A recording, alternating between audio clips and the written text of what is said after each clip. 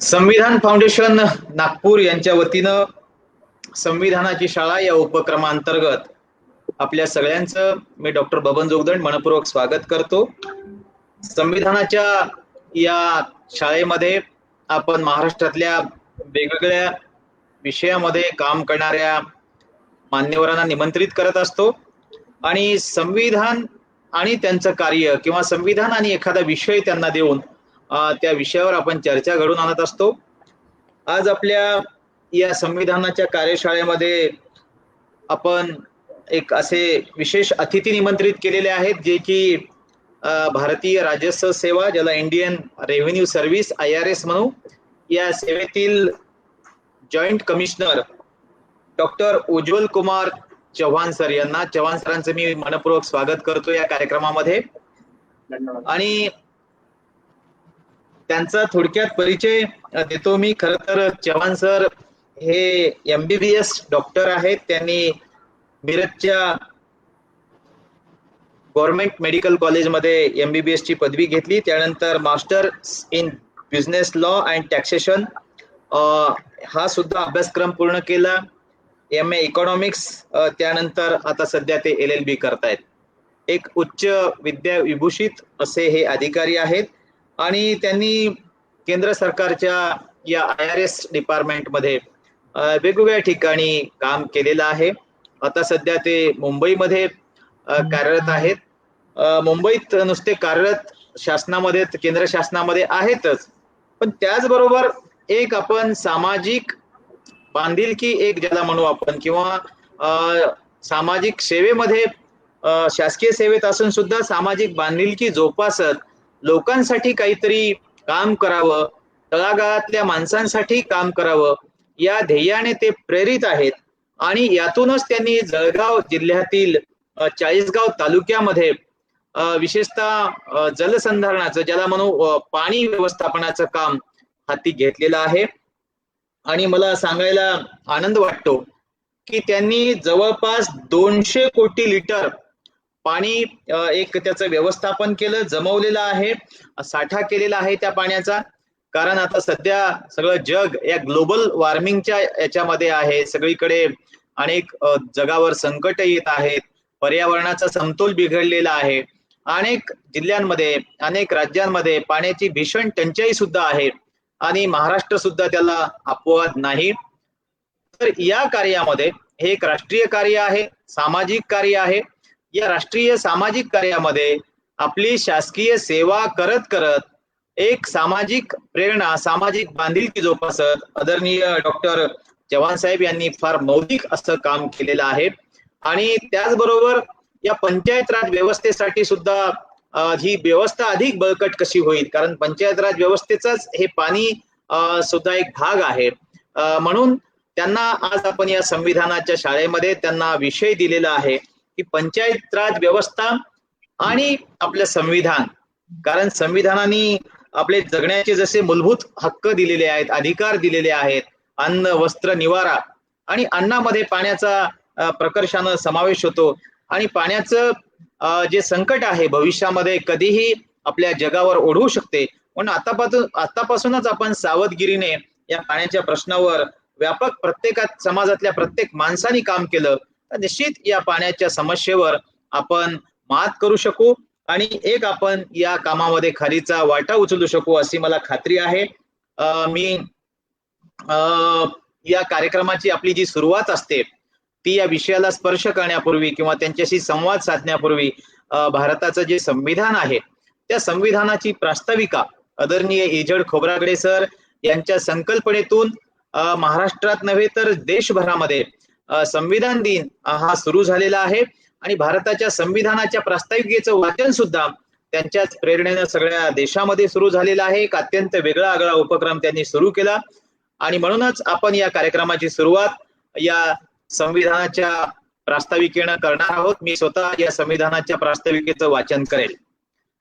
आम्ही भारताचे लोक, भारताचे एक सार्वभौम, समाजवादी, धर्मनिरपेक्ष लोकशाही गणराज्य घडवण्याचा व त्याच्या सर्व नागरिकास सामाजिक, आर्थिक व राजनैतिक न्याय, विचार, अभिव्यक्ती, विश्वास, श्रद्धा व उपासना यांचे स्वातंत्र्य, दर्जाची व संधीची समानता निश्चितपणे प्राप्त करून देण्याचा आणि त्या सर्वांमध्ये व्यक्तीची प्रतिष्ठा व राष्ट्राची एकता आणि एकात्मता यांचे आश्वासन देणारी बंधुता प्रवर्धित करण्याचा संकल्पपूर्वक निर्धार करून आमच्या संविधान सभेत आज दिनांक 26 नोव्हेंबर 1949 रोजी याद्वारे हे संविधान अंगीकृत आणि अधिनियमित करून स्वतः प्रत अर्पण करत आहोत.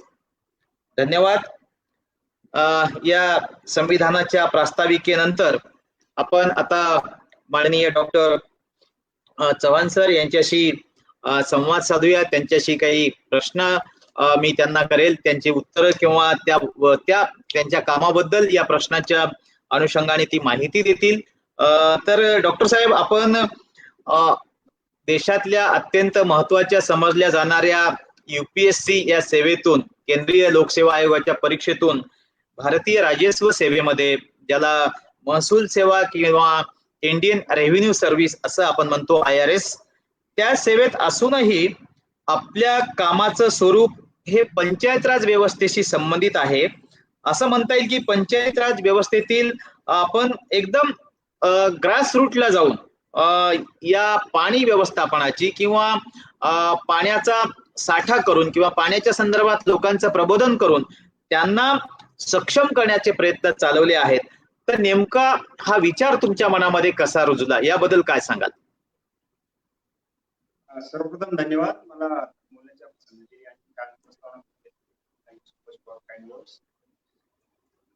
पाण्याचा विषय अगदी जेव्हा मी पास झालो, UPSC पास झालो, IRS झालो, त्या वेळेपासून माझ्या मनामध्ये होतं की गावासाठी, लोकांसाठी काहीतरी आपण करूया.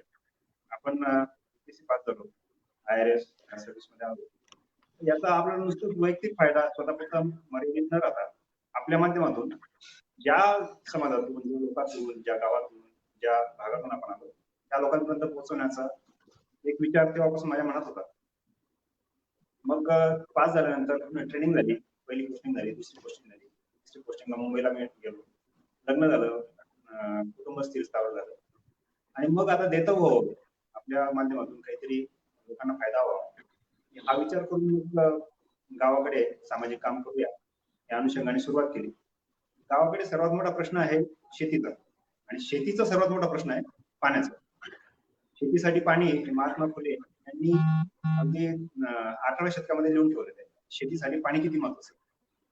त्यामुळे ठरवलं की आपण जलसंधारणाचं जर काम केलं, दुष्काळाचा पाण्याचा प्रश्न भेटेल, आणि जो खरीपाचा हंगाम शाश्वत त्यातून शेतकरी आत्महत्या हा मोठा होते, तर खरीपाचा हंगाम शाश्वत येईल आणि रब्बीचाही हंगाम येऊ शकेल. पर्यंत आपण जर पाण्याचं नियोजन व्यवस्थित केलं तर शेतकऱ्यांना फायदा होऊ शकेल. अशा पार्श्वभूमीने मी सुरुवात केली 2017-18 या सालामध्ये. पहिल्या वर्षी एका गावात, दुसऱ्या वर्षी 6 गावात, तिसऱ्या वर्षी 16 गावात, आणि आता आम्ही 32 गावांपर्यंत पोहोचलो. जवळपास आता 200 कोटी लिटरचा साठवण आम्ही पोहोचलो.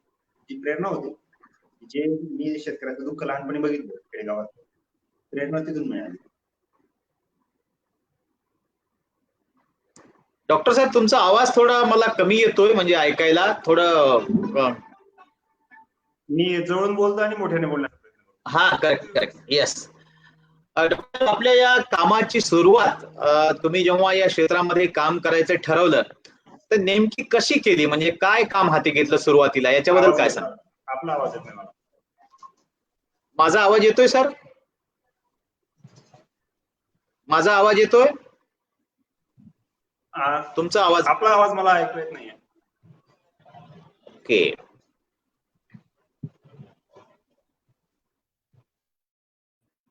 आता येतोय आवाज सर? आवाज येतोय? हॅलो, माझा आवाज येतोय आपल्याला? तुमचा आवाज येतोय, माझा येतो का सर? आपला इजड सर, आपल्याला आवाज येतोय माझा? सर, माझा आवाज येतोय आपल्याला इजड सर? हो हो, येतोय. सरांना माझा आवाज येत नाहीये, काय अडचण आहे? चव्हाण सरांचा पण येतो मला आवाज. चव्हाण सर, मला येतो, तुमचा आवाज येतोय? कट करतो आणि परत जॉईन करतो. हा, परत जॉईन. हा, तर हे चव्हाण सर जे आहेत हे या इंडियन रेव्हेन्यू सर्व्हिस मध्ये असून सुद्धा आपल्या जिल्ह्यामध्ये, आपल्या तालुक्यामध्ये लोकांना पाण्याची समस्या त्यांची कशी सोडवता येईल, पाणी अडवा पाणी जिरवा असे अभियान शासन स्तरावर मोठ्या प्रमाणात राबवतात. तरी पण त्यांनी स्वतः या कार्यामध्ये झोकून दिलेला आहे.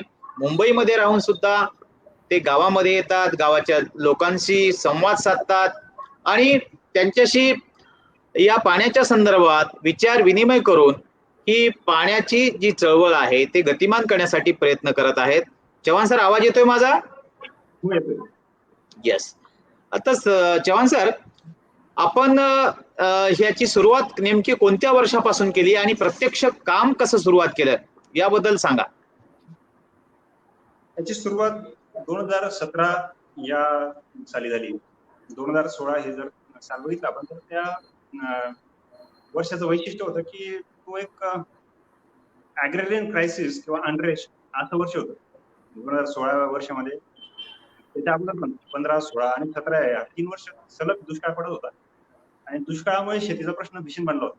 शेतकरी आत्महत्या हा विषय फारच ऐरणीवर आला होता आणि त्याचा सामाजिक परिणाम म्हणून मोठ्या प्रमाणामध्ये मोर्चे निघाले होते वेगवेगळ्या समाजांचे. त्याचं जे अंडरलाईन रिझन होतं, जे मूळ कारण जे होतं ते आर्थिक होतं आणि रोजगाराचं होतं. आणि शेती प्रश्न हा मूळ प्रश्न होता. शेतीमध्ये उत्पादकता नाहीये, म्हणून उत्पादन वाढ नाहीये, होत नाहीये. आणि मग हा जो ऍडिशनल मॅनपॉवर आहे 7% लोकसंख्या, त्याच्यामध्ये आपण त्यांना रोजगार मिळतो, त्याला बाहेर पडायला पण जागा नाही आणि तिथं पण राहता येत नाही. मग त्याच्यामधून तो उद्रेक होत होता, जागोजागी मोर्चे निघत होते.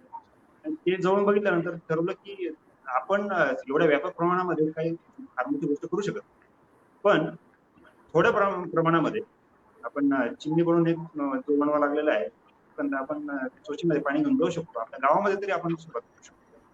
असा विचार करून गावामध्ये सुरुवात केली. गावामध्ये मग मिटिंग घेतल्या, लोकांना समजून सांगितलं पाण्याचा प्रश्न आहे. पाण्याचा जर प्रश्न जर आपला सुटला, शेतीचा प्रश्न सुटेल आणि शेतीचा प्रश्न जर मार्गी लागला तर रोजगाराचा प्रश्न आहे की आता या वर्षांमध्ये 3-4 महिने फक्त रोजगार मिळायचा, निश्चित नसायचा, खर्च करायचा शेतकरी पण पीक यायचं नाही. त्याच्यामुळे पुढच्या 8-9 महिने जवळपास काय करायचं आवाज उभं राहायचं. मग जर आपण पाणी उपलब्ध केलं तर 8-9 महिने रोजगार गावात जर उपलब्ध झाला, जे उरलेले 2-3 महिने असतात ते मग लग्न सराई, महिला मंडळ, पापड पूर्ण वर्ष निघून जातो. या अनुषंगाने सुरुवात केली. सुरुवातीचा जो अनुभव होता तो इंटरेस्टिंग होता. लोकांचं याच्याकडे बघण्याचा दृष्टिकोन तेवढा असा पॉझिटिव्ह होता. लोक विचार करत होते की हा पाण्याचा प्रश्न आहे, शेतीचा प्रश्न आहे, मान्य. पण मला काय पडलंय, मला काय अडचण आहे, माझं तर नोकरी आहे. हा मुंबईवरून एवढ्या दूरच्या गावामध्ये चक्रा मारतो, याला यातून काय कार्य म्हणजे. तर सुरुवातीला ह्याकडे लोकांचा थोडासा संशयाने बघण्याचा दृष्टिकोन होता. परंतु पहिल्या वर्षी काम झालं, त्यामध्ये जलयुक्त शिवार योजना आम्ही राबवली, त्याच्यामध्ये काही अनुभव आले चांगले. त्यासोबत जाऊन तेवढा निधी पुढे पडला नाही किंवा इफिशियंटली झाला नाही. मग अजून सिद्धिविनायक मंदिरात ट्रस्ट करणं आम्हाला मदत मिळाली, तो पण पडला. मग सकाळ रिलीफ फंडाकडनं 14 कोटी लिटरचा साठोबा झाला. तोच साठोबा झाला. त्या पुढच्या वर्षी 2018च्या पावसाळ्यात फक्त एक दिवस पाऊस झाला. 18 वर्ष काहीच होतं. मला आठवतं 28 जुलै 2018ला चांगला मोठा पाऊस झाला होता आणि ज्यांनी काम करून घेतलं शेतकऱ्यांनी, त्यांचे शेतालगतचे जे नाल्यामध्ये बंधारे आहेत ते पूर्ण भरले आणि मग त्यांच्या विहिरींना पाणी आलं आणि त्या पाण्यावर त्यांची जी कापसाचं पीक होतं, कपाशी मस्त झालं, ते व्यवस्थित आलं. आणि मग ते बघून इतरांना कळालं की यांनी खर्च केला नाही, पण हा जो पाण्याचा मिळतो मिळून जातो आणि रब्बीच आपल्याला 2018-19 आम्हाला चांगलाच पेपर मिळाला. लोक जेव्हा डोळ्यांनी बघतात त्यावेळेस जास्त विश्वास ठेवतात. भाषणांनी आम्ही पहिल्या वर्षी जवळपास 14 आमसभा घेतल्या होत्या ग्रामसभेत गावात आणि 21 वेळेस मी मुंबईहून गावात गेलो. पण जो परिणाम एवढ्या कष्टाने एवढ्या भाषणाने नाही झाला, त्यापेक्षा खूप जास्त परिणाम जो लोकांनी स्वतःच्या डोळ्यांनी पाणी बघून केला त्याचा खूप मोठा परिणाम झाला. गुड, फारच छान सर. खूपच प्रेरणादायी असं काम आहे. आपण 21 वेळा आपल्या गावामध्ये जाणे, गावातल्या लोकांच्या बैठका घेणे, कारण खेड्यामधली मानसिकता आपण पाहतो की लोकांचा प्रतिसाद मिळत नाही. लोक उलट-सुलट चर्चा करतात, लोक त्याच्यात राजकारण आणतात, ग्रामपंचायतचे प्रश्न असतात, अंतर्गत कलह असतो. हे सगळे आपल्याला प्रश्न माहीत आहेत. तरी आपण या क्षेत्रामध्ये उतरलात आणि आपली एका गावातली चळवळ भविष्यामध्ये 4 तालुक्यात पोहोचली आणि 4 तालुक्यातली 32 गावांमध्ये पोहोचलेली आहे ही चळवळ आणि 14 कोटी लिटरच्या जलसाठ्याची चळवळ आता 200 कोटीवर पोहोचलेली आहे आणि आता 200 कोटीचं टार्गेट आपलं 500 कोटीवर आहे. म्हणजे हे नेमकं तुम्ही पाणीचा साठा हा कसा करता गावांमध्ये? आम्ही ह्या चळवळीच्या उत्क्रांतीमध्येच शिकलो की फुकट करून द्यायचं नाही. पहिल्या वर्षी जो जलयुक्त शिवारचा अनुभव आला, 90% खर्च शासनाकडनं अपेक्षित असायचा आणि 10% लोकसहभाग अपेक्षित असायचा. पण तोही होणं अवघड होतं. जो अनुभव आहे गावांमध्ये निरीक्षण आहे, तर लोकवाटा मिळवणं हा दुरापासून फार अवघड आहे. पण जर फुकट जर करून दिलं, शेतकरी त्याला सहकार्य करण्याऐवजी त्याला विरोध करत असतो. माझी खडी इकडे फोडायची नाही, पलीकडे माझ्या खडीपासून दूर करा, तर तो त्या कामाला विरोध करतो. उलट पक्षी ते काम आणि दुसरं जर पण तरी पण जो पाणी तयार झालेलं आहे त्याची माहिती असतो कोणाचा, त्याचा वापर कसा करायचा, त्याचं नियोजन कसं करायचं, त्याचा कोणाचा बायपास कोणाचा राहतो. म्हणून आम्ही एक धोरण फुकट करून द्यायचं नाही. निम्म खर्च शेतकऱ्यांना उचलायला लावायचा आणि जो उरलेला निम्मा खर्च आहे तो शासकीय योजनांची स्वतःची एक लिमिटेशन आहे. त्याला पैसा निघतो प्रशासन, राजकारण या सगळ्यांच्या माध्यमातून तो इश्यू होतो. ते लक्षातही आलं पहिल्या वर्षी ठरवलं की याशिवायचे जे रिसोर्सेस आहेत, स्रोत आहेत, त्या आहेत एनजीओज आहेत, CSR फंड्स आहेत, तर त्यांच्या माध्यमातून आपण शेतकऱ्यांना उपलब्ध करून द्यायचं. कुकलँड मशीनचं ते भाडं देतील आणि जो डिझेलचा खर्च आहे शेतकरी करतो, म्हणजे जवळपास निम्मा किंवा 60% पर्यंत खर्च शेतकरी करतो आणि कुकलँड मशीनचा खर्च भारतीय जन संघटना असेल, रिलीफ फंड असेल, नाम फाउंडेशन असेल, या संस्था आम्हाला इतर मशीन देतात किंवा मशीनचं भाडं देतात आणि डिझेल खर्च शेतकरी करतो. या दोघांच्या अनुषंगाने हे काम त्यासोबत रस्ते तयार करण्याचं काम होतं, पण काम होतं, बंधाऱ्यातील गाळ काढण्याचं काम होतं. तर हे याचं इकॉनॉमिक असून लोकांच्या सहभागातून जो 50% पेक्षा जास्त लोक सहभाग अशा पद्धतीने त्या कामाचं स्वरूप आहे. छान सर. सर, शासन स्तरावर पण वेगळा जलसंधारण विभाग आहे, पाणी पुरवठा आणि स्वच्छता विभाग आहे, असे पाण्याशी संबंधित अनेक शासनाचे विभाग आहेत, ते सुद्धा काम करतात.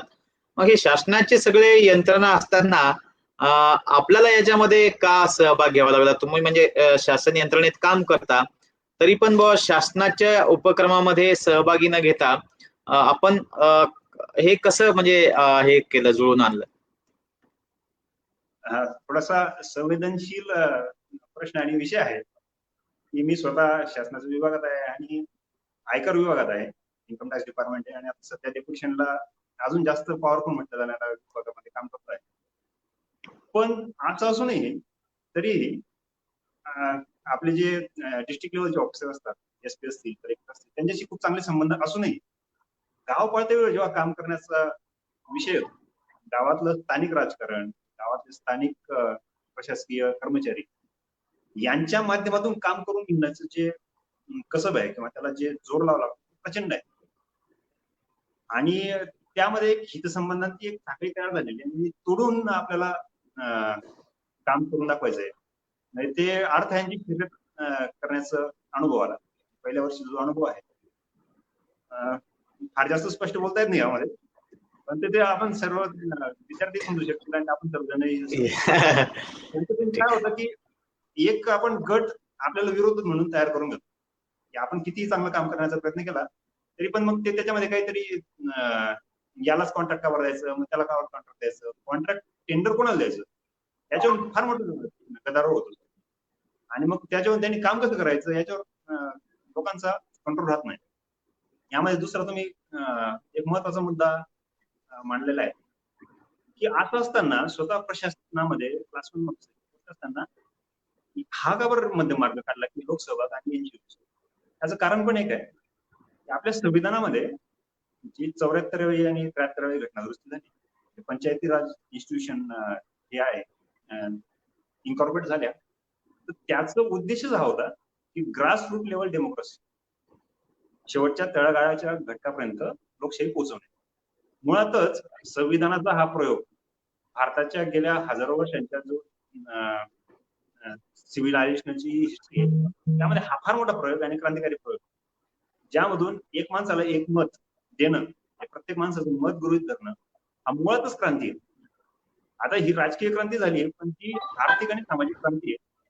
तर त्यामध्ये आर्थिक दृष्ट्या निर्णयाचे जे अधिकार आहेत शेवटच्या माणसापर्यंत ऑन रेकॉर्ड आलेले होते. जे नॅशनल एक्सटेन्शन स्कीम जी पहिली 1952 साली सरकारने राबवली, ती अडीच मिली लो परफॉर्मन्स होता आणि पद्धतीने फेल झाली. वाईट त्याचा अनुभव आला. त्याच्यावर सरकारने एक कमिटी नेमली, बलवंतराय मेहता. त्या कमिटीचे असे रेकमेंडेशन दिले की जोपर्यंत लोकांना खऱ्या अर्थाने आपण सक्षम करत नाही, खऱ्या अर्थाने त्यांना नुसते राजकीय निर्णय प्रक्रियेमध्ये नाही तर आर्थिक निर्णय प्रक्रियेमध्ये पण जोपर्यंत नियोजनामध्ये आपण सामावून घेत नाही, तोपर्यंत ही जी आपली लोकशाही असेल फक्त राजकीय लोकशाही म्हणून टिकेल. याला आर्थिक परिणाम आम्ही जेव्हा आता योजना राबवतोय याला आर्थिक आस्पेक्ट आहे, याला तो जो दृष्टिकोन आहे तो आर्थिक दृष्टिकोन आहे. त्याला अजून एक सामाजिक दृष्टिकोन पण आहे, तो पण एक मोठा विषय. सगळे प्रकारचे लोक ह्या अशा चळवळीमध्ये सामावून घेणे हा एक सामाजिक लोकशाहीचा एक प्रयोग आहे, ज्याच्यामध्ये जेव्हा आपण पाण्याचं काम करतो तेव्हा तो पण आस्पेक्ट आहे. पण ह्या निर्णय प्रक्रियेमध्ये जेव्हा आपण टेंडर कोणाला द्यायचं किंवा याचा खर्च कोणी करायचा, याचा शेवटचा लाभधारक कोण असेल आणि कोण ठरवणार, ही आर्थिक लोकशाही तळागाळापर्यंत ऍक्च्युअल मध्ये पोहोचवण्याचं काम करतो. आणि या अनुषंगाने आम्ही एक व्यासपीठ तयार करून दिलं. सुरुवातीला एका गावापर्यंत मर्यादित होता, ते तालुक्यावर केलं आणि आमचे 14 लोकांना 9 महिने ट्रेनिंग दिल्यानंतर त्यांनी 5-5 गावांची जबाबदारी घेतली. 5 गावांची जबाबदारी घेतली म्हणून त्यांना आम्ही 5 पाटील मग तर यांनी लोकसभा घडवून आणला. म्हणजे एक नॉन रिलिजन, नॉन पॉलिटिकल आणि नॉन कमर्शियल अशा पद्धतीची सिव्हिल सोसायटी आम्ही तयार केली. आणि सिव्हिल सोसायटी ही एक चांगला दबाव गट, एक प्रेशर ग्रुप म्हणून काम करू शकते. अजून आमचं इफिशियन्सी त्या पद्धतीने त्या सेक्टरमध्ये तेवढे नाही, पण सिव्हिल सोसायटी भारतामध्ये फारच वीक आहे, रुडिमेंटरी लेवलला आहे, फार कमी पातळीवर त्याची डेव्हलपमेंट आहे. विकसित देशांमध्ये ही चांगल्या पद्धतीने काम करते. आमचा जो प्रयत्न आहे जो नाही आता अस्तित्वात जी गोष्ट ही सिव्हिल सोसायटी आहे ती बनवून द्यायचं आहे. आणि ही गोष्ट पंचायती राज इन्स्टिट्यूशन मध्ये अद्ययावत आहे. जी ग्रामसभा बनवण्याची जे कल्पना आहे ते त्याच्यामध्ये अपेक्षित होतं की अशा पद्धतीने गावातला प्रत्येक जो नागरिक आहे तो ग्रामसभेचा सदस्य असेल आणि तो निर्णय प्रक्रियेमध्ये सहभागी असेल. दुर्दैवाने ते प्रॅक्टिकल इम्प्लिमेंट व्हायला काही वर्ष, काही जनरेशन जावं लागते. पण तो प्रयोग म्हणून आम्ही जो राबवतोय त्याच्याने हे जे इंटेन्शन आहे ते फुलफिल होण्याला मदत होते. अगदी बरोबर आहे सर, फार महत्वाचा मुद्दा मांडला. आणि खरं तर जरी आपण शासनामध्ये असलो तरी शासनांना लोकसहभागाची गरज आहे, लोकांची गरज आहे. आणि त्याच्यामुळं हे शासनाला खरं तर तुमचं एक असं पूरक काम आहे की प्रत्येक गोष्ट शासनानेच करावी, शासनानेच सहभाग द्यावा हे शक्य नाही. म्हणजे आपली एक मानसिकता लोकांची झाली की सगळं जे काय करेल ते शासन करेल. पण जोपर्यंत असे अधिकारी, समाजातले चांगले लोक शासनासोबत जाणार नाहीत किंवा शासनाच्या बरोबर काम करणार नाहीत तोपर्यंत खऱ्या अर्थानं ग्रामीण भागाचा विकास होणार नाही, वंचित उपेक्षित लोकांचा विकास होणार नाही. म्हणून आपल्यासारखे काही अधिकारी असे अभियान राबवतात. खास म्हणजे इजेड सरांनी खरं तर संविधानाच्या संदर्भातलं अभियान राबवलं की संविधानाबाबतीत लोक जर त्यांचं प्रबोधन झालं तर त्यांना त्यांच्या न्यायाची, हक्काची, कर्तव्याची जाणीव होईल. तुम्ही पाण्याचं अभियान राबवलं. असे अनेक प्रशासनात काही अधिकारी आहेत की IAS मध्ये आहेत, IPS मध्ये आहेत की काही ना काही, म्हणजे सगळेच नाही करत, पण ज्यांना खरंच सामाजिक जाण आहे, भान आहे आणि समाजाप्रती संवेदना आहेत ते अधिकारी मंडळी निश्चित असे कामं करत असतात. आणि त्यांना समाज सुद्धा साथ देतो आणि समाज त्यांच्या बरोबर असतो. म्हणूनच तुम्हाला हे गाव 32 गावापर्यंत हे अभियान नेता आलं. आणि मला तर खात्री आहे की एका एवढ्या मोठ्या पदावरचा अधिकारी, IRS UPSC मधून आलेला अधिकारी ग्रामीण भागामध्ये जातो, आपली सगळी गाडी, बंगला, नोकरी सगळं वैभव असताना सुद्धा मुंबई सारख्या शहरात तुम्ही असताना गावी जाता, लोकांमध्ये मिसळता, त्यांच्या समस्या समजावून घेता, ही फार चांगली गोष्ट आहे सर. पण हे सगळं करताना तुम्हाला वेळ कसा मिळतो? म्हणजे गावाकडे मुंबई ते चाळीसगाव बरंच अंतर आहे. असा या कामासाठी नेमका वेळ किती काढता, कसा काढता सर? वेळ प्रामुख्याने माझा शनिवार रविवार सेंट्रल गव्हर्नमेंटला केंद्र सरकारला सुट्टी असते, तर मी महिन्यातून 2 शनिवार रविवार गावाकडे देतो. पहिल्या वर्षी फार मोठ्या प्रमाणामध्ये वेळ टाकावा लागला होता, की 21 वेळेस मला यावं लागलं होतं. त्यानंतर टीम तयार झाली, त्याबद्दल लोकांमध्ये विश्वास तयार झाला, पण तरी महिन्यातून 1 वेळेस कमीत कमी किंवा 2 वेळेस आपलं शुक्रवारी संध्याकाळी निघायचं मुंबईवरून, नाशिकला ताई असते तिकडे मुक्काम करायचा, शनिवारी सकाळी नाशिकवरून निघायचं गावाकडे यायचं. आज पण मी इकडे गावाकडे आलेलो आहे. आज आमचं पाच पाटील जे 5-5 गावांची पंचायत कार्यशाळा झाली. आज ज्या मुलांनी झाडं लावली त्यांची बक्षीस वितरण समारंभ झाला आणि उद्या पाणी पूजनाचे कार्यक्रम आहेत आणि काम झाले ते आम्ही बघणार आहोत. अशा पद्धतीचं नियोजन असतं. उद्या संध्याकाळी रविवारी संध्याकाळी चाळीसगावहून निघायचं, नाशिकला जायचं, मुक्काम करायचं, सोमवारी सकाळी ड्युटी जॉईन करायची. असा शनिवार रविवारचा वेळ काढत असतो कामात. आणि जो अगोदरचा वेळ छंदासाठी ट्रेकिंगसाठी जायचा, वाटासाठी जायचा. मी सह्याद्रीमध्ये जेव्हा पुण्याला होतो त्यावेळेस बरेच ट्रेक केले आणि शरीर पण चांगलं राहतं, मजबूत राहतं, छंद जोपास राहतो, भौगोलिक माहिती होती, चांगला गट तयार होतो. आणि आता हा शिवारचा ट्रेक तयार होतो, म्हणजे फिरून पण होतो आपलं आणि लोकांमध्ये जागृती पण होते आणि काम होते सर. त्यामुळे हा माझ्या छंदाला अनुसरूनच केलेला गोष्ट आहे. मी त्याच्याकडे सामाजिक काम म्हणून पाहण्यापेक्षा छंद म्हणून, आनंद म्हणूनच बघतो. त्या आनंदातून हा कामाचा व्याप वाढत चालला. डॉक्टर साहेब, तुम्ही खरं तर हे सामाजिक काम तर करताच, त्याचबरोबर तुम्ही चांगले अभ्यासक आहात, चांगले कीर्तनकार पण आहात असं समजलं. त्याचबरोबर वारकरी संप्रदायाचे तुम्ही एक प्रतिनिधी आहात. ही फार चांगली गोष्ट आहे सर. म्हणजे जे वारकरी संप्रदायाचे प्रतिनिधी असतील, कीर्तनातून संदेश लोकांपर्यंत देत असतील, तर निश्चित त्यांचा समाज त्यांना ऐकतो, त्यांचा मान सन्मान करतो, हे फार चांगले. आणि शिवाय तुम्ही डॉक्टर आहात, तुम्हाला समाजाची नाडी समजलेली आहे खऱ्या अर्थाने. तर या सगळ्या तुमच्या वारकरी संप्रदायाचा किंवा तुमच्या कीर्तनाचा लोकांवर तुम्ही कसा प्रभाव पाडून या चळवळीमध्ये त्यांना आणता? माझ्या मते हे त्याच्यामुळे शक्य झालं असावं, असं याबद्दल तुम्ही काय सांगाल? मुद्दा अगदी बरोबर आहे. वारकरी संप्रदाय हा फार वैशिष्ट्यपूर्ण आहे, फार गोष्टींमुळे. म्हणजे जेव्हा 17व्या शतकामध्ये युरोपामध्ये रिनेसन्स ही वैचारिक क्रांती घडून आली, त्याच्यामध्ये एक फार महत्वाची गोष्ट घडली की अगोदर पोप हा मध्यस्थी असायचा गॉडच्या आणि कॉमन पदाचा, आणि पोपची सँक्टिटी असती तर राज्यसत्ता राज्य करायची लोकांवर. तर लोकांची जी ऑथॉरिटी होती टू ड्राईव्ह देअर देमसेल्फ, स्वतःचं आयुष्य जगण्याची जी त्यांचा अधिकार होता, तो कोणा राजाकडे असायचा किंवा कोणा पोपकडे असायचा, आणि त्याच्या आदेशान्वये लोक आपलं जीवन जगायचे. म्हणून 17व्या शतकामध्ये 17व्या शतकामध्ये वैचारिक क्रांती झाली, तर त्याच्यामुळे तिकडे लोकशाहीचा उगम झाला. लोकशाही म्हणजे काय बेसिकली, तर लोकांना स्वतःच्या जीवनाचे निर्णय घेण्याचे अधिकार लोकांपर्यंत आले. म्हणजे हे ट्रिमेंडस डिसेंट्रलायझेशन झाले. त्या गॉडकडनं पोपकडे, पोपकडनं लोकांकडे, डायरेक्ट लोकांकडे आले आणि लोकांनी ठरवायचं आपलं आयुष्य कसं जगायचं. आणि ह्या अनुषंगाने तिकडे separation of state and religion असं एक कन्सेप्ट आलं, त्याला आपल्याकडे सेक्युलरिझम. क्रांतिकारी विचार आहे आज ही राज्यव्यवस्था कशी असावी, तर जे लोक ठरवतील तशी असावी. त्यामध्ये कोणी किंवा कोणी गॉडने सांगितलं मग कोणी राजा असेल तो राजा आपल्या आयुष्यात निर्णय घेईल, या अशी व्यवस्था चालणार नाही. ह्युमॅनिझमचा जो कन्सेप्ट आहे, मानवतावादाचा जो कन्सेप्ट आहे, म्हणजे तो माणुसकी नाही, आपण जे बोलण्यामध्ये वापरतो, माणुसकी आणि मानवतावाद ह्या दोन फार वेगळ्या गोष्टी. मानवतावाद म्हणजे अल्टिमेट ऑथॉरिटी जी आहे निर्णयाची, ती त्या शेवटच्या माणसाकडे असते, सगळ्या दृष्टीने, राजकीय असेल, आर्थिक असेल, सामाजिक असेल आणि आध्यात्मिक असेल. तर आपल्याकडे 16व्या शतकामध्ये जे तुकाराम महाराजांचे जे विचार होते त्या प्रकारचे जर आपण बघितलं अगोदर, तर विठ्ठल हे फार वैशिष्ट्यपूर्ण देवता आहे. तो रंगाने काळा आहे, त्याच्या हातामध्ये शस्त्र नाही आहे, आणि तो जनाबाई सोबत दळण दळतोय. तो नाम्याची नुसती खीर टाकतोय, नामदेव महाराजांची. तो खामेळ्यांचे गुरु टाकतोय. अगोदर हा देव वरती डोक्यावर बसलेला असायचा. त्यांनी इक्वलला नाही आणला वारकऱ्यांनी, तो आपल्यापेक्षा सबोनेट करून टाकतो. त्याच्यामध्ये अभंग आहेत तुकाराम महाराज, संत आणि देव एकत्र आले तर देव सारावे परत ते संत ओवाळे आरते.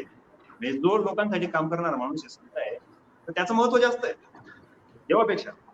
त्यामुळे हा जो आध्यात्मिक केंद्रबिंदू कुठेतरी ढगांच्या पलीकडे असणार कोणी देव आहे आणि त्याचा मध्यस्थी आहे आणि मग माणूस आहे, तिथपासून डायरेक्ट आपल्या इक्वल लेवलला माणसांपर्यंत आणून ठेवायचं काम संतांनी केलं. जेव्हा वारकरी परंपरेमध्ये त्याच्यामध्ये फार छान गोष्टी आहेत. त्या नामदेवांच्या गादीवर उभं राहून आपण जेव्हा लोकांच्या गोष्ट सांगतो, तर मध्यंतरी एक आपल्याला तुका लावायला आणि विणा घ्यायला विणेकरी येतो. तर तुम्ही कोणी असा, ज्याच्या हातामध्ये विणा जाणार कीर्तन करणारी पाय पडायचं आणि शेवटी जेव्हा विणा कीर्तन करी तेव्हा तो त्याचा पाय पडणार. म्हणजे फार वैशिष्ट्यपूर्ण परंपरा आहे. खेळ मांडव्याला वाळवंटी बाई नाचती वैष्णव बाई. त्याच्यामध्ये पुढचं कडवं आहे, एकमेक लागतील पायी रे.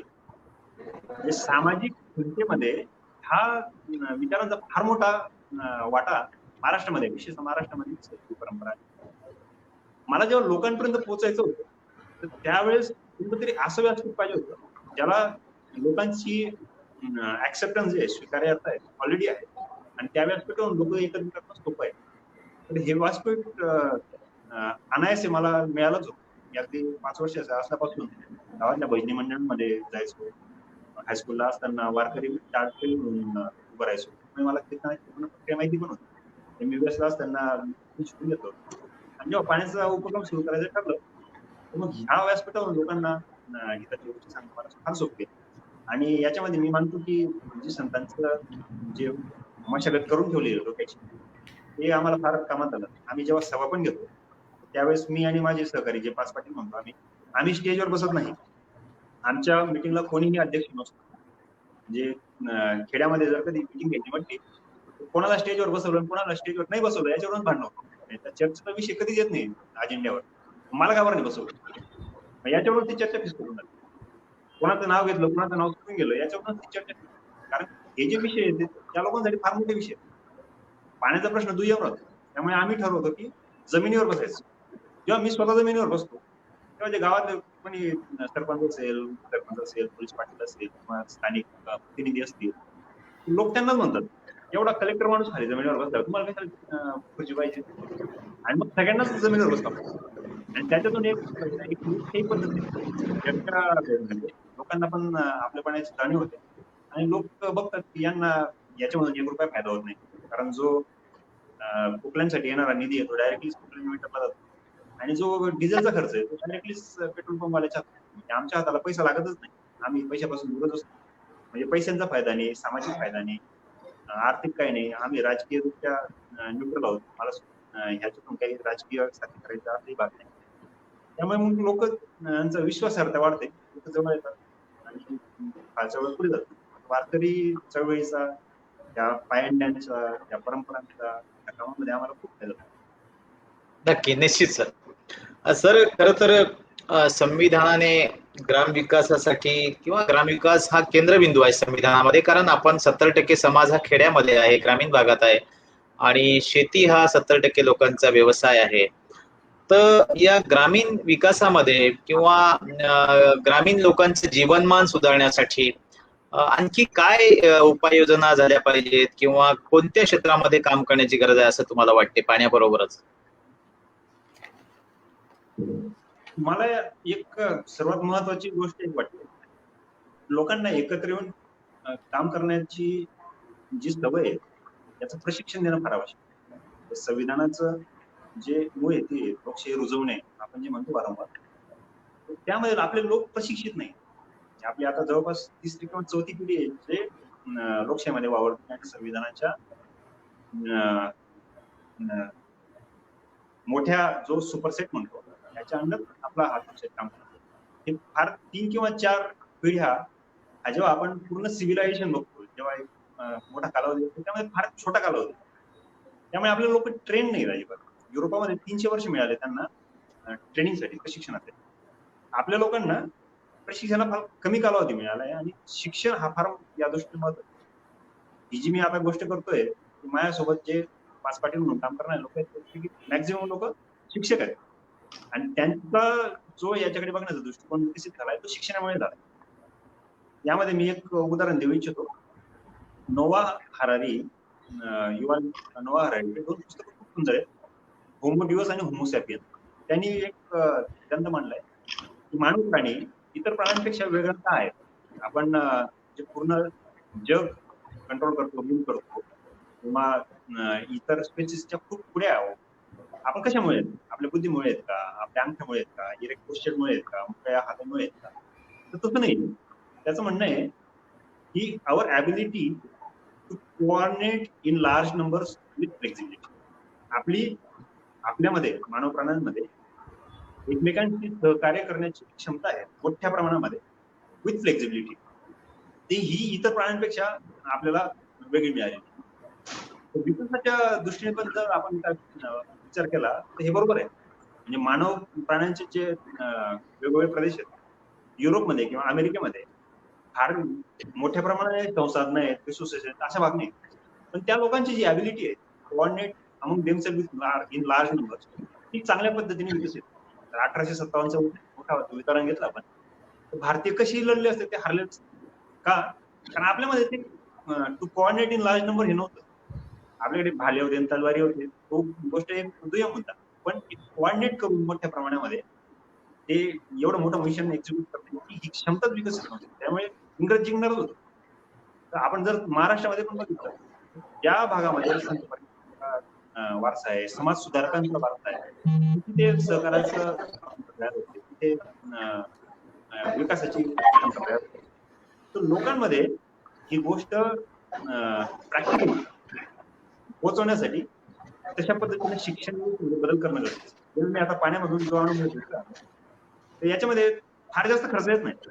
जो जलदगती शिवारामध्ये एका गावाला 60 ते 80 लाख रुपयाचा खर्च त्याचा, आम्ही फक्त तो 5 लाखामध्ये करतो. मी विश्वास बसणार नाही असं एवढी ताकद आहे. लोक एकत्र यायलाच प्रशिक्षित नाही. म्हणजे आम्ही पाण्याचा लोकांनी मागणी केली की सर आम्हाला रस्त्याचा प्रश्न आहे, आम्हाला 6 किलोमीटर दूरून यावं लागतंय, शेतकरी तयार आहेत, आम्ही हे मशीन वापरतो. पण लोकांची हरकत नसेल वापरा. लोकांनी सुंदर क्षेत्र तयार केले 40-50 हजार रुपये म्हणजे त्याचं जर NRNGS किंवा इतर इस्टिमेट काढलं असते 5-5, 6-6 लाख रुपये इस्टिमेट आलं असतं. लोक त्या कॅपॅबिलिटीचे आहेत. लोक एकत्र यायला भरपूर फॅक्शन्स आहेत. तर आपली सोसायटी डिवायडेड आहे, लोकांची प्रशिक्षण नाही, लोकांना या बाबतीमध्ये तेवढं स्वतःच्या अनुभवामधून तसं बघण्यात आलेलं नाही. सांगणं वेगळं आणि अनुभव. आता जेव्हा आम्ही हे काम करतोय लोकांना एकत्र काम करण्याचे फायदे दिसत आहेत इन टर्म्स ऑफ इकॉनॉमी. जेव्हा 10,000 रुपये टाकतात आणि त्याचे रिटर्न्स इमिजिएटली विदिन 4 मंथ येतात, पण ते परवडत नाही. तर ही गोष्टीची फार मोठ्या प्रमाणात आवश्यकता आहे. तर ही पाण्याची चळवळ लोक चळवळ बनू शकते आणि त्याच्यातून दुष्काळाचा प्रश्न मिळतो. तसं जर रस्त्यांचा प्रश्न मिळतो, आम्ही एक रुग्णाश्रमाची प्रोग्राम लोकांसाठी जेवणा खाण्याची राहण्याची, तर हे कधी शक्य फार गोष्ट काय शिक्षण. आणि शिक्षण जे आपण आता शिक्षण नाही देतोय, लिहिणं वाचणं त्याचं आकलन करून आणि वेगवेगळे विषय जे आहेत ते समजून घेऊन मेमोराईज करायचं, आणि त्याचं परत पेपरमध्ये लिहून काढायचं. वैचारिक क्षमता तयार होत नाही. किंवा ही जी आपण एकत्र काम करायची, काम करायची ही जी क्षमता आहे त्याच्यावर शिक्षण. म्हणजे आता मी MBBS झालोय, ME इकॉनॉमिक्स झालोय, MBBS झालोय, आता लॉ पण झालोय. ह्या पूर्ण पद्धतीने मला कधीच हे शिकायला मिळालं नाही. लोकांना एकत्र काम करतात याच्यावर गोष्ट आपल्याला शिक्षणच नाही. त्यावेळी झाला बद्दल सगळ्याच क्षेत्रामध्ये आपले.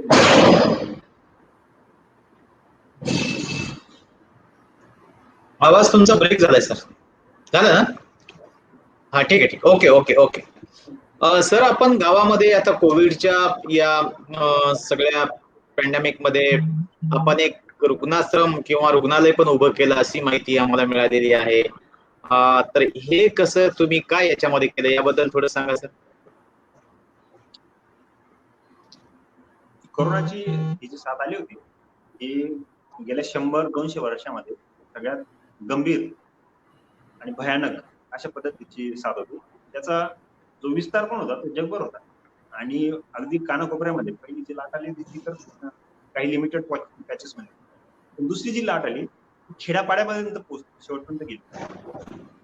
आणि ह्या लाटेमुळे पहिला जो ब्रंट होता, पहिला जो इम्पॅक्ट होता, त्याच्या अंडर ज्या प्रेशर मध्ये आली सिस्टीम ती होती हेल्थ सिस्टीम. आपली जी वैद्यकीय यंत्रणा होती त्याच्यावर प्रचंड प्रमाणात ताण तयार झाला आणि इतक्या मोठ्या प्रमाणामध्ये पेशंट एकाच वेळेस येणं ही एका पिढीमध्ये 2-4 पिढ्यांमध्ये एका शतकामध्ये होणारी गोष्ट नाही, ही शतकानुशतकामध्ये कधीतरी एकदा होती. तर इतक्या मोठ्या प्रमाणात आपल्याकडे बेड्स अवेलेबल नव्हते, डॉक्टर्स, नर्सेस, रिसोर्सेस आणि औषधं, मेडिसिन्स पण अवेलेबल होते. तर ऑब्व्हियसली ही सिस्टीम अंडर प्रेशर होऊन तरपासून जाणं स्वाभाविक होतं. ती लाट त्याला ओलांडून गेली. पुढची जी लाईन ऑफ डिफेन्स असतो तो असतो सिव्हिल ऍडमिनिस्ट्रेशन. जे एसपी, कलेक्टर ह्या लोकांचा जे रोल असतो की आता रिसोर्सेस कसे मोबिलाइज करायचे, कुठं कमी पडतायत, जास्त पडतायत, रेशनिंग कसं करायचं, तेही दिवस रात्र काम करून पण सिव्हिल ऍडमिनिस्ट्रेशनच्या पलीकडे हा रोल होता. आणि मग तिसरी जी डिफेन्स सिस्टीम असते ती गव्हर्नन्सची असते. क्वालिटी गव्हर्नन्स सिस्टीम जी आहे ही जे विजनरी लिडर्स असतात ते आता as a society as a whole कुठे ड्राईव्ह करून घेऊन जाणार आणि कोणत्या दिशेने समाज नेणार. पण ते इतक्या कमी कालावधीमध्ये आलं की त्याच्या पण पलीकडे त्याचा ताण जाणून लागला होता.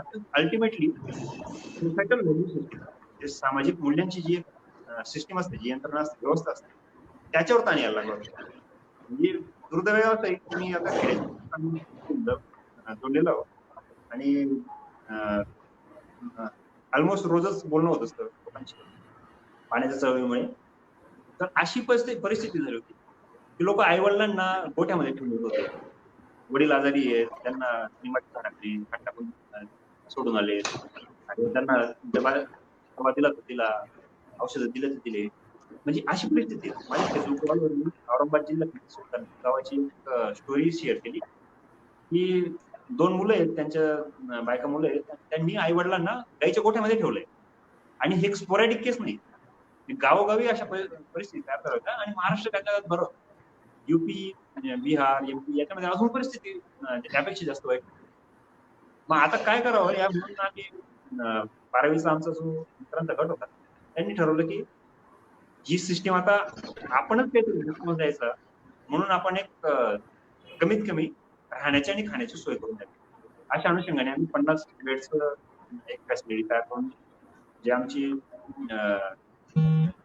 कॉलेज आहे त्या कॉलेजचे चेअरमन त्यांना मी कॉन्टॅक्ट केला. त्यांनी बॉईज हॉस्टेल त्यासाठी रिकाम्या करून ऍडमिनिस्ट्रेशनची आम्हाला मदत मिळाली आणि मग जी जेवणाची जो डबा पोचण्याचा होता खर्च तो मग आम्ही बॅचमध्ये 5-5 हजार रुपये खर्च करून त्यामुळे डबा पोचवण्याची व्यवस्था केली. आमचे जे डॉक्टर मित्र आहेत केळगावमध्ये 12 डॉक्टर त्यांनी रुग्णांची उपचाराची काळजी घेतली. आम्ही उपचार देणार गॅरंटी दिली आम्ही आणि त्या अनुषंगाने मग लोकांना एक कॉन्फिडन्स आला. जर कधी हे आपणच जर आपल्या लोकांची काळजी घेतली तर मग याच्यावरचा ताण कमी होईल. गोंजे गावामध्ये तिथल्या लोकांनी एकत्र येऊन छान 10 बेडची फॅसिलिटी चालू केली आणि मग गावोगावी नंतर शासनाचे 2 GR पण आले. आम्ही जेव्हा सुरू केलं होतं त्यावेळेस त्यामध्ये एक धोरणात्मक पोकळी होती, पॉलिसी व्हॅक्यूम होता की जे आयसोलेशन सेंटर्स होते त्या मागच्या वर्षी त्याला रिकमेंडेशन होती आणि ह्या वर्षी क्वारंटाईन सेंटर्स जसे की आपण त्यांचं काय स्टेटस असेल ते माहित नव्हतं. आणि जर गाव पातळीवर लोकांनी जर सुरू करायचं म्हटलं तर त्याला सँक्टिटी असेल का नसेल याच्याबद्दल कन्फ्युजन. ऍक्च्युली ते कॉन्स्टिट्यूशन मध्येच आहे. ARI मध्ये जो 29 सब्जेक्ट्स आहेत, विषय दिलेले त्यावेळेस 27 नंबरचा जो विषय आहे तो स्थानिक आरोग्य PRI पंचायती राज जबाबदारी आहे. पण कोणी तसा पुढाकार घेऊन त्याला एक एक्झाम्पल देऊन सेट करून देणं आवश्यक असतं. आम्ही पुढाकार घेतला. नंतर शासनाने पण GR काढले होते की ग्रामीण भागामध्ये गाव पातळीवर अशा पद्धतीचे सेंटर उघडावेत आणि नंतर शासनाने एक स्पर्धा पण जाहीर केली, कोरोनामुक्त गाव अभियान. म्हणजे पहिलं बक्षीस 50 लाखाचं, दुसरं 30 लाखाचं, तिसरं 1 लाखाचं असं केलं. तर हे चांगला इनिशिएटिव्ह होता शासनाचा. का? कारण एवढ्या मोठ्या प्रमाणामध्ये जेव्हा रिक्वायरमेंट असते किंवा तेव्हा लोकांची शक्ती त्याला मोबिलाईज करू शकते किंवा लोकच त्याला प्रतिसाद देऊ शकतो. आपली शासकीय यंत्रणा, प्रशासन अशा एवढ्या मोठ्या आपत्तीमध्ये कोंडून जाणं स्वाभाविक आहे. We are just 10% of the population. Remaining 90% is people. लोकांना जर प्रशिक्षित केलं, त्यांना त्याचे अधिकार दिले, त्यांना प्रशिक्षण दिलं, आर्थिक त्यांच्यामधूनच व्यवस्थित तयार केलं, गाव पातळीवर कमीत कमी राहण्या खाण्याची तरी व्यवस्था करू शकतो. तेव्हा एक चांगला प्रयोग यामध्ये आम्हाला पण शिकायला मिळाला आणि एक उदाहरण पण लोकांसमोर ठेवायला मिळालं. खूप छान सर. खरं तर तुमच्या आजच्या या मुलाखतीमध्ये किंवा संवादामध्ये खरं तर ग्रामीण भागातल्या लोकांचं सुद्धा प्रशिक्षण आम्ही यशदामध्ये ट्रेनिंग देतो सगळ्या अधिकाऱ्यांना, वेगवेगळ्या एनजीओना ट्रेनिंग मिळते. पण जे सामान्य लोक आहेत, जे निरक्षर आहेत, त्यांना सुद्धा 4 गोष्टी जर शिकवल्या, त्यांच्या कानावर काही चांगले विचार आपण बिंबवले, निश्चित त्यांचं सुद्धा एक कॉन्ट्रीब्युशन आपल्या देशासाठी, आपल्या गावासाठी, आपल्या समाजासाठी मिळू शकेल. सर, आता शेवटचा एक प्रश्न आहे, आपला वेळ पण झालेला आहे. आपण खरं तर युपीएससीची 2017 मध्ये एक वारी युपीएससीची असा एक उपक्रम राबवला. त्याचबरोबर युपीएससी मध्ये सिलेक्टेड झालेल्या अधिकारी जे आहेत त्यांनी सुद्धा एक आठवडा या सगळ्या कार्यक्रमाला विद्यार्थ्यांना गायडन्ससाठी द्यावा. त्याचबरोबर आपल्याकडलं स्टडी मटेरियल असेल, रिसोर्स मटेरियल असेल किंवा पर्सनॅलिटी डेव्हलपमेंट संदर्भातलं गायडन्स असेल, तर अशा विद्यार्थ्यांसाठी सुद्धा आपण पुरवण्यासाठी एक पुढाकार घेतला आणि त्याची सुद्धा फलनिष्पत्ती झालेली आहे. आपण नाशिक, पुणे आणि आता आयकर विभागात मुंबईत, विशेषतः आता त्या विभागाचं नाव घेतलं तरी लोक घाबरतात, ईडी ज्याला आपण म्हणतो, एन्फोर्समेंट डायरेक्टर्स ऑफिस मध्ये आपण आहात. ते खरं तर इथं त्याचा उल्लेख करणं सुद्धा म्हणजे आम्हाला भीती वाटते. पण एक तुम्ही चांगले प्रामाणिक अधिकारी आहात, खेड्यातले ग्रामीण भागातले अधिकारी, म्हणजे ग्रामीण भागातून येऊन, एक शेतकरी कुटुंबातून येऊन आणि परत अधिकारी होऊन सुद्धा शेतीमध्ये, समाजासाठी, गावासाठी आपण काम करणार आहात. गावशी नाळ आपली जोडलेली आहे. खरंच अशी गावाशी नाळ जोडणारे अधिकारी आपल्या देशामध्ये जर आणखी निर्माण झाले तर निश्चितच ही चळवळ जी आहे ग्राम विकासाची ती निश्चित गतिमान होऊ शकेल. तर सर, यासाठी तुम्ही काय संदेश द्याल की आपल्यासारखे अनेक इतर अधिकारी, IAS असतील, IPS असतील, IRS असतील किंवा आपले महाराष्ट्र लोकसेवा आयोगाचे जे डेप्युटी कलेक्टर, तहसीलदार किंवा इतर संवर्गातले जे अधिकारी असतील, त्यांनी या चळवळीमध्ये काहीतरी योगदान द्यावं. कारण आपलं चूल मूल आणि आपला संसार, आपले घर किंवा आपली सगळी ऐशोआरामाची जिंदगी लोकांसाठी सुद्धा त्यांनी द्यावी, काहीतरी करावं. यासाठी काय मेसेज द्याल सर? 2 गट आहेत. जे मुलं आता स्पर्धा परीक्षांची तयारी करतात त्यांच्यासाठी मी काही सांगू इच्छितो आणि मग ज्या ऑलरेडी अधिकारी म्हणून कार्यरत आहेत, स्पर्धा परीक्षांच्या मुलांसाठी आम्ही युपीएससीची वारी म्हणूनच इन्स्पायर झालो होतो. तर ती एक संकल्पना राबवली होती.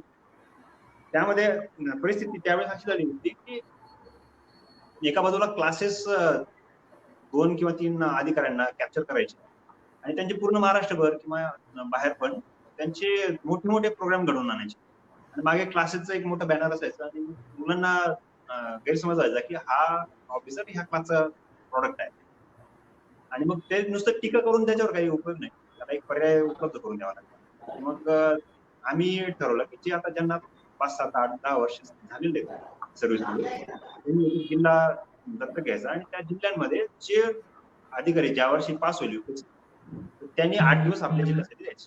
तसं मी जळगावचा आहे, जळगाव मधले जे सिनियर कॉलेजेस आहेत, DAV, PSC, नूतन मराठा कॉलेज असेल, महाराष्ट्र विद्यालय चाळीसगाव असेल, कॉलेज, तिथल्या ज्या प्रिन्सिपल आहेत त्यांना फोन करून सांगायचं की आपले जिल्ह्याचे मनोज महाजन यांनी यावर्षी IAS झाले, आपल्या कॉलेजला येऊन विद्यार्थ्यांना मार्गदर्शन करतात. एक हॉल उपलब्ध करून द्या, साऊंड सिस्टीम उपलब्ध करून द्या आणि त्यांना 1 रुपया पण मानधन द्यायची गरज नाही. विद्यार्थ्यांशी ते डायरेक्ट. त्याच्यातून काय झालं की कॉलेज, विद्यार्थी आणि अधिकारी यात एक चांगलं नेटवर्क तयार झालं.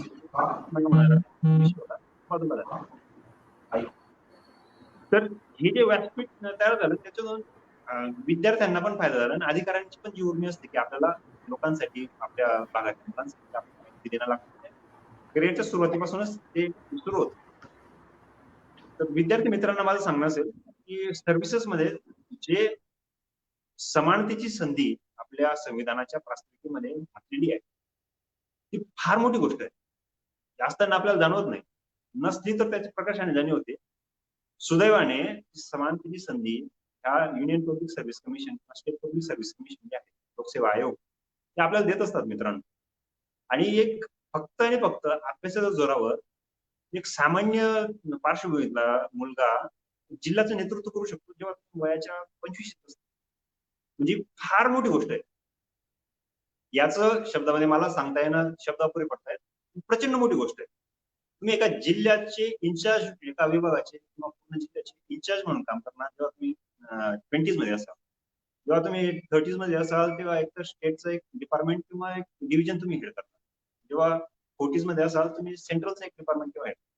तर 50s मध्ये रिटायरमेंटला येणार तेव्हा एक सचिव म्हणून किंवा एक पूर्ण राज्य चीफ सेक्रेटरी म्हणून तुम्ही हेड करता. तर ही प्रचंड मोठी संधी. ही संधी तुम्हाला दुसरी कोणतीच व्यासपीठ इतक्या मोठ्या प्रमाणावर संधी उपलब्ध करू शकत. त्यामुळे मित्रांनो, माझं कळकळीची विनंती की ही स्पर्धा परीक्षा इतक्या मोठ्या संधीच्या परिप्रेक्षातून, दृष्टिकोनातून, पर्स्पेक्टिव्हने तुम्ही बघावे. त्याच्यामुळे आपल्याला ज्या आपल्या बेसिक गरजा असतात, अन्न, वस्त्र, निवारा, ह्या तर फुलफिल होतातच. सरकार म्हणतं याच्या पलीकडे आम्ही तुम्हाला सुविधा देतो, गाडी देतो, मोबाईल देतो, साखर देतो, तुम्ही फक्त काम करा. ज्या आपल्या प्रेरणेच्या उतरंड मास्टरनी मांडली आहे, म्हणजे 5% सांगितले. त्याच्यामध्ये ज्या बेसिक हायजीन नीड्स आहेत आपल्या, त्या सरकारच त्याची काळजी घेते, आपल्याला फक्त काम करायचं. आता मी पुढचा भाग जो आहे तो जे कार्यरत अधिकारी आहे त्यांच्या सांगू इच्छितो की आपल्याला काही भाग कष्टाचा आहेच, कर्तृत्वाचा आहे, पण काही भाग परिस्थितीचा आहे. त्या परिस्थितीच्या आणि कष्टाच्या अनुषंगाने एक चांगलं पद मिळालंय आणि त्या पदाचा उपयोग करून जे आपण, मी मगाशी म्हटलो, प्रेरणेची जी उतरंड असते, मानवी प्रेरणांची उतरंड, त्यामध्ये 5 पिरामिड असतो असं मास्लो म्हणतो. त्याची थिअरी आहे मास्लोज नीड हायरार्की, की बेस जी लेवल असते ते बेस आपल्या अन्न, वस्त्र, निवारा याच्या गरजा असतात. त्यानंतर सेफ्टी सिक्युरिटी नीड असते, सुरक्षेची, की आपली वैयक्तिक सुरक्षा आणि जॉब सिक्युरिटी. ह्या पूर्ण झाल्यानंतर मग सोशल नीड अरेज होते, म्हणजे लव, अफेक्शन, असोसिएशन, सोशलायझेशन. ह्या गोष्टी कधी होतात? आपण लग्न समारंभ, मयत हे कधी करायला लागतो तेव्हा आपलं पोटापाण्याची गरज पूर्ण झाली. आता आपण सर्वजण इथं काम असतो तर आपलं स्थिरतावर झालंय. मी पण सामाजिक काम कधी सुरू केलं जेव्हा माझं नोकरी पाण्याचा प्रश्न सुटला, कुटुंब स्थिरतावर झाला, तेव्हा मी सामाजिक काम सुरू केलं. सोशल नीड तेव्हा अरेज होतो. सोशल नीड फुलफिल झाल्यानंतर पुढची नीड असते स्टेटस नीड. त्याच्यामध्ये रिकग्निशन, रिवॉर्ड, अचिव्हमेंट. आता जे मी आनंदाने अभिमानाने छान सांगतो की 32 गावांमध्ये 200 कोटी लिटरचा सेटअप आम्ही केलाय. तर this is status need, achievement, rewards. आणि यानंतर शेवटची जी नीड असते मानवी प्राण्याची, सेल्फ ऍक्च्युलायझेशन आहे, की what can I do best in my life. तर ही जी नीड आहे ती अर्थाच्या शोधात म्हणजे खूप सुंदर पुस्तक आहे, in the search of meaning. तर मानवाची ही एक नैसर्गिक गरज आहे, in the search of meaning, की what can I do best in my life. माझ्या आयुष्यात मी काय सगळ्यात चांगलं करू शकतो. आपल्या भारतीय त्याप्रमाणे म्हणजे त्याला आपण अध्यात्म म्हणू शकतो, पण ते अध्यात्म म्हणजे देवाचा शोध नाही, तो मुळामध्ये स्वतःचा शोध आहे. मी माझ्या आयुष्यात चांगलं काय करू शकतो. वेस्टर्न पाश्चिमात्य लोकांनी खूप चांगल्या शब्दात मांडलंय, आपल्याकडे त्याची सरमिसळ होईल. त्याच्यामुळे मी अध्यात्म शब्द जाणीवपूर्वक वापरला नाही. विपश्यना करतो मी दरवर्षी 10 दिवस वेळ काढून मी विपश्यनाचे कोर्स केले. आतापर्यंत 7-10 दिवस आणि 20 दिवसांचा कोर्स केला.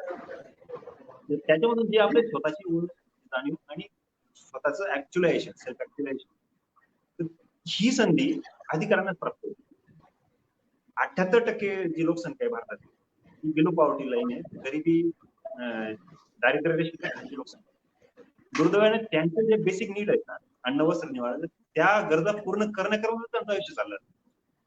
आपण त्या लाईनच्या पलीकडे आलेलो आहे सुदैवाने. आपल्या सोशल नीड फुलफिल झाल्याच, आपल्या स्टेटस नीड पण फुलफिल झाल्या. एकदा आय लागला समोर, आपल्या नावासमोर IRS, IAS, IPS, आपल्या सोशल नीड आणि स्टेटस नीड फुलफिल झाल्या. आता या पलीकडे पैसा, पद, प्रतिष्ठा ह्या इरिलेव्हंट व्हायला लागतात. याचं इन्क्रिमेंटल यूज व्हॅल्यू जे आहे, याच्या अधिक पैसा किंवा अधिक पद किंवा अधिक प्रतिष्ठा, याच्याने आपल्याला आपली नीड असते फुलफिल नाही होत. तर ते करण्यासाठी आपल्याला जर काही आपण जेव्हा देतो समाजाला देणं म्हणतो आपण, त्या मोडमध्ये जेव्हा जातो तेव्हा आपल्याला स्वतःची ओळख अधिक चांगल्या पद्धतीने व्हायला. तर माझी सगळ्यांना कळकळीची विनंती आहे की एकतरी असा कोणता तरी जर प्रोजेक्ट घेतला तर लोकांना फायदा होतो हा बिलकुल मी तो मानत पण नाही. झाला तो बाय प्रोडक्ट, मला किती फायदा होतो, स्वतःला जे समाधान असतं, रिअलायझेशन असतं प्रचंड आहे. म्हणजे मरेपर्यंत मला हा पाण्याचा प्रोजेक्ट आठवणीत राहील आणि नेहमी मला याची आनंद होत राहील. इम्पॅक्ट मध्ये मी मला किती काम केलं असतं, ऑफकोर्स रिकग्नेशन मिळालं असतं, स्टेटस मिळालं मान्य, पण जो आनंद आणि समाधान मला पाण्याच्या काम सांगता जी टेस्ट आहे, जी चव आहे ती खूपच वेगळी आणि खूपच सुंदर आहे. तर मी हे अनुभवातून सगळ्यांना सांगू इच्छितो आणि ज्या लोकांमधून आपण आलोय त्यांच्यासाठी आपण त्यांना लागतो आणि ते देणं त्यांच्यासाठी म्हणून नाही आपल्यासाठी आपण देणं. धन्यवाद डॉक्टर साहेब, फारच चांगलं काम आपण हाती घेतलेलं आहे आणि माझ्या मते हे महाराष्ट्रातलं एका IRS अधिकाऱ्यानं हाती घेतलेलं एक म्हणजे पहिलंच काम असेल की पाण्याच्या चळवळीमध्ये अनेक लोक बाकीचे सामाजिक चळवळीमधले किंवा पाणी फाउंडेशनचे सारख्या संस्था असतील, पण एक IRS माणूस मुंबईमधून दर आठवड्याला गावामध्ये येतो, युवकांना जोडतो आणि ग्रामीण भागातल्या लोकांना पाण्यासाठी सक्षम करतो. हा एक वेगळा देशातला प्रयोग आपण सुरू केलेला आहे. आपण एक मुद्दा महत्वाचा सांगितला की समानता ही आपल्या संविधानाने दिली आहे, हे फार महत्वाचं आहे. पहिले जर कोणाला राजा व्हायचा असेल म्हणजे एका जिल्ह्याचा प्रमुख व्हायचा असेल तर तो त्यांच्या वंश परंपरेनुसार व्हायचा, पण हे डॉक्टर बाबासाहेब आंबेडकरांना जे संविधान लिहिलेलं आहे हे त्या संविधानामध्ये सगळ्यांना समान हक्क दिलेले आहेत. कोणी म्हणजे एका वंचित, उपेक्षित, दुर्लक्षित घटकातला मुलगा तो जर कलेक्टर झाला तर तो जिल्ह्याचा तो राजा असतो. कलेक्टर म्हणजे त्या जिल्ह्याचा SP म्हणजे त्या जिल्ह्याचा एक फार मोठा पॉवरफुल माणूस असतो आणि ही सगळी संविधानाची देण आहे. म्हणूनच ही संविधानाची शाळा आपण आदरणीय इजेड खोब्रागडे सरांच्या मार्गदर्शनाखाली त्यांनी संविधान फाउंडेशन स्थापन केलेलं आहे की संविधानाचा प्रचार प्रसार जागर लोकांना माहिती व्हावं, संविधान लोकांपर्यंत पोहोचावं. मी सरांना विनंती करेल आदरणीय खोब्रागडे सरांना की आपण या प्रसंगी एक वेळ थोडा झालेला आहे तरी पण सर यांचं काम आणि आपण आता सर तुम्ही खरं तर दोघं अधिकारी म्हणजे फार कमी लोक आहेत भारतीय प्रशासन सेवेतले की जे खरंच तळमळीनं काम करतात. त्याच्यामध्ये आता आम्हाला तुमच्या रूपाने एक अधिकारी मिळाला. मी आदरणीय खोब्रागडे सरांना या कार्यक्रमाचा समारोप करण्याची विनंती करेल. मी सर्वप्रथम मी डॉक्टर उज्ज्वल कुमार चव्हाण सरांचं या शाळेमध्ये खूप मनापासून स्वागत करतो, मी अभिनंदन करतो आणि खूप चांगला संदेश दिला. म्हणजे हे खरं आहे की एक IRS अधिकारी, आयकर विभाग म्हटलं तरी लोकांना त्या विभागाबद्दल खूप धास्ती असतं आणि आपण गावाकडे जाऊन लोकांना एकत्रित करून हे काम करतो. पाणी हा विषय खरं म्हणजे पाणी जीवन म्हणतो आपण, तर खूप महत्वाचा विषय आहे. आपण इतिहासामध्ये गेलं तर पाण्यासाठीच सिद्धार्थ गौतम बुद्ध झाले, हा आपल्याकडे इतिहास आहे. महात्मा ज्योतिबा फुले यांनी पाण्यासाठी त्यांची म्हणजे शेतकऱ्यांचा साठी पाणी किती महत्वाचं आहे. म्हणजे आत्महत्या, मी पण वर्धा जिल्ह्याला कलेक्टर असताना शेतकऱ्यांच्या आत्महत्याचं जे केंद्राने किंवा राज्यांनी पॅकेज दिलं त्याच्यामध्ये इरिगेशन शेतामध्ये पाणी उपलब्ध व्हावं याच्यासाठी जी योजना आहे, योजना प्रचंड आहेत, पण ते कशा राबवतो म्हणजे सरकारी पातळीवर राबवणं आणि सिव्हिल सोसायटीच्या माध्यमातून राबवणं मला खरं तर म्हणजे उज्ज्वल कुमार कौतुक आहे. आणि मला आठवतं आता मला 2012 पहिली भेट झाली होती नागपूरला. तेव्हा ते NADT मध्ये ते ट्रेनिंगला होते आणि मी ते विदर्भ वैधानिक मंडळामध्ये होतो तेव्हा भेटायला आले होते. म्हणजे कसं आहे की आता आमचा पण अनुभव असा आहे की फार तसं कोणी स्वतःहून भेटायला येत नाही. म्हणजे माणसामध्ये खूप म्हणजे ज्याला आपण म्हणू मनामध्ये जर काही असेल आणि मग त्याच्यानंतर ते दीक्षाभूमी जवळ आहे, ते दीक्षाभूमीला गेले होते एवढं मला आठवते. आणि नंतर क्रांती जेव्हा IRS मध्ये सिलेक्ट झाली तेव्हा पण त्यांनी अभिनंदन केलं होतं. डॉक्टर जीवन हे सगळे ते एकत्र काम करतात मला फार काही सांगायचं नाही, पण शेवटी कसं आहे की ग्रामपंचायतला दिलेले अधिकार आहे. संविधानाच्या आर्टिकल 40 मध्ये ग्रामपंचायतला एक सक्षम खूप अधिकार संविधानाने दिले आहे. आणि मग ते 73वी आणि 74वी घटना दुरुस्तीमुळे खूप अधिकार आहेत. म्हणजे ग्रामपंचायतनी, गावांनी, ग्रामसभेने जर ठरवलं काय होऊ शकत नाही. खरं म्हणजे सुराज्य ज्याला म्हणतो, एक आदर्श समाज व्यवस्था ग्रामपंचायत करू शकतं. एवढी ताकद त्या संविधानाने ग्रामपंचायतला आणि 73व्या 74व्या घटना दुरुस्तीने दिलेला आहे. एक मधल्या काळामध्ये महात्मा ज्योतिबा फुले जलभूमी आणि जलसंधारण अभियान आलं होतं. मी तेव्हा गडचिरोली जिल्ह्याला सीओ होतो आणि मग नागपूर जिल्हा परिषदला पण सीओ होतो. त्याचा खूप गाजावाजा पण होत होता आणि खरं म्हणजे ते श्रमदानाने खूप काम व्हायचे. आम्हाला आठवते, आम्ही नागपूर जिल्हा परिषदला सीओ असताना आम्ही तसा एक उपक्रम चालवला होता की दररोज सकाळी 7 वाजता श्रमदानाने एका पंचायत समितीमध्ये गाव निवडायचा, तलाव असेल आणि तलावाचा गाळ काढायचा आणि ते श्रमदानाने करायचं. आणि ते सुरुवात कुणी करायचं तर पंचायत समितीमध्ये जिल्हा पंचायत समितीचे जेवढे कर्मचारी आहेत त्यांनी ते करायचं. म्हणजे मग शिक्षक असतील, अंगणवाडी सेविका असतील, मग ते इंजिनियर्स असतील, कर्मचारी असतील, डॉक्टर्स असतील, जो ग्रामसेवक असतील, म्हणजे पंचायत समितीच्या क्षेत्रात. आणि अशा जसं आपण तलावाचं काम करताना असं गँग तयार करून असं, आणि ते लोक बघायचे. म्हणजे आपण सर्वसाधारणची पद्धत कशी असते की लोकांनी काम करायचं, आपण एखादं टोपलं उचलायचं आणि आपण काम केलं असं दाखवण्याची पद्धत अधिकाऱ्यांमध्ये असते. तर आम्ही ते एक असा प्रयोग करून बघितला होता की दररोज एक गाव आणि मग लोकांनी बघायचं, ते 2 तास श्रमदान करायचं आणि मग 1 तास गावचे लोक जमा होत होते आणि सगळे कर्मचारी त्याच्यामध्ये आपण कॅपॅसिटी बिल्डिंग किंवा मग या कामाचं महत्व, स्वच्छतेचं महत्व, शिक्षणाचं महत्व, आरोग्याचं ह्या बेसिक गोष्टी आहेत. जसं अन्न, वस्त्र, निवारा आहे, तसं शिक्षण आहे, आरोग्य आहे, सुरक्षितता आहे, सन्मान आहे. शेवटी गाव म्हणजे काय, ती लोकांची वस्ती असते. म्हणजे आपण आता उद्या अण्णाभाऊ साठेंची जयंती आहे, तेव्हा ते अण्णाभाऊ साठेंचं जे आपल्याला ते वाक्य, ते असं म्हणतात की हे पृथ्वी काही नागशेषाच्या माथ्यावर उभी नाही आहे, तर ही पृथ्वी कष्टकरी शेतकरी, शेतमजूर, कष्टकरी, कामगार लोक, म्हणजे ज्याला आपण खऱ्या अर्थाने म्हणजे श्रम करणारे लोक आहेत, ते श्रमिकांच्या तळ हातावर उभी आहे. आणि हे श्रमिक कोण आहेत? हे गावातले लोक आहेत. शहरातले येऊन इमारती बांधणारे लोक कोण आहेत? ते गावातले लोक आहेत.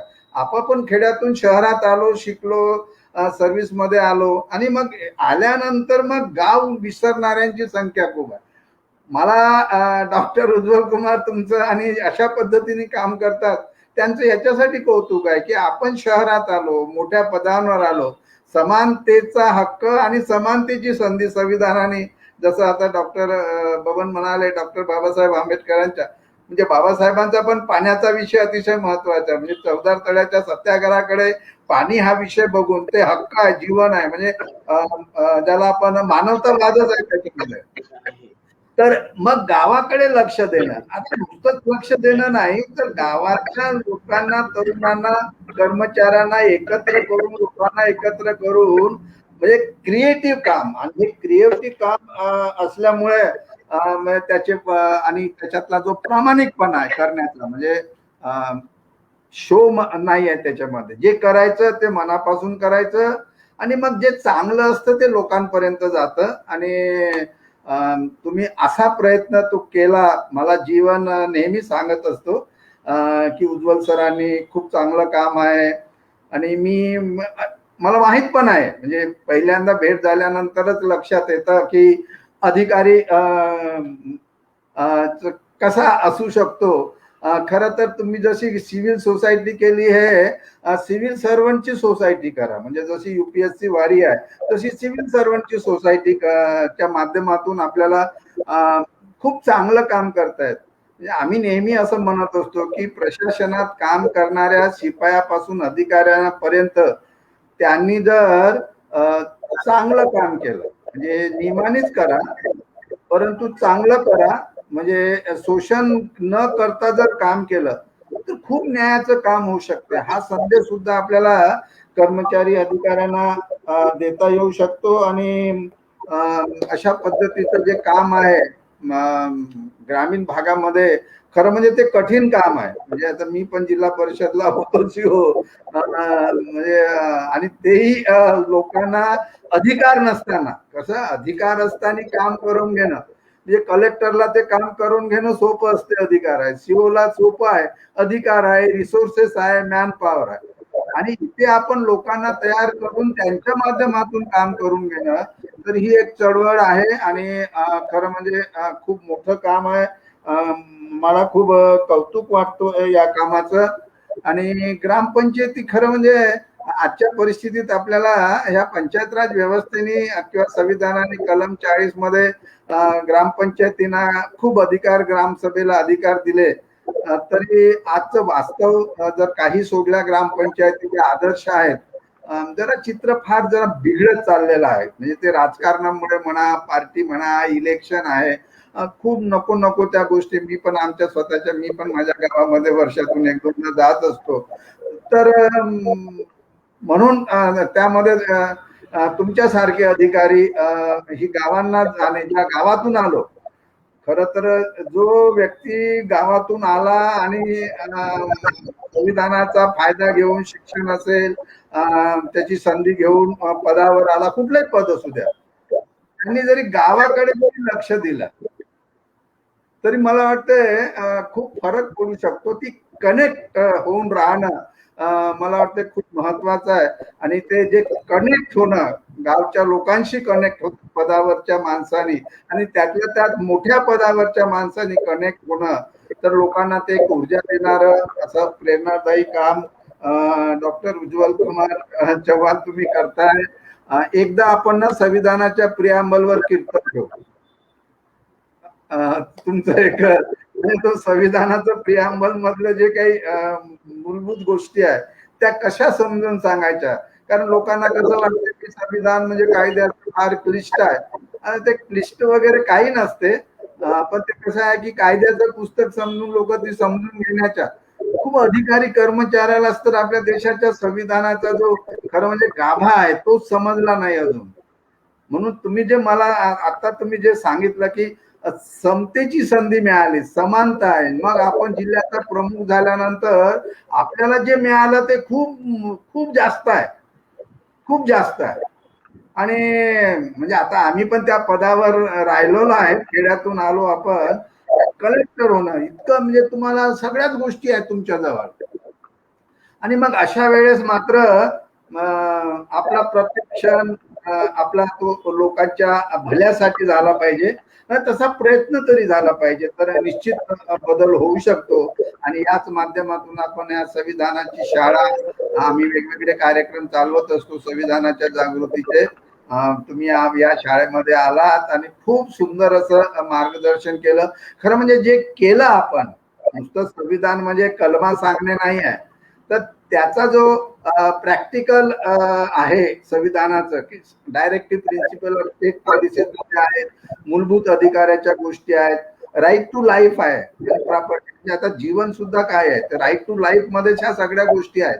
तर त्याच्यामुळे ते प्रत्यक्ष कसं करता येतं, असं एक स्वतः घालून दिलेलं केलेल्या कामाचं लोकांमध्ये एक या शाळेच्या माध्यमातून आपण संदेश देऊ शकतो.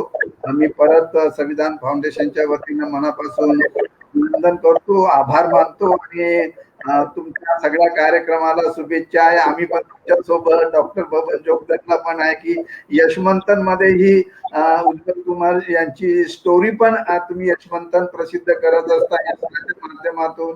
हे केलं पाहिजे, ते लोकांपर्यंत गेलं पाहिजे.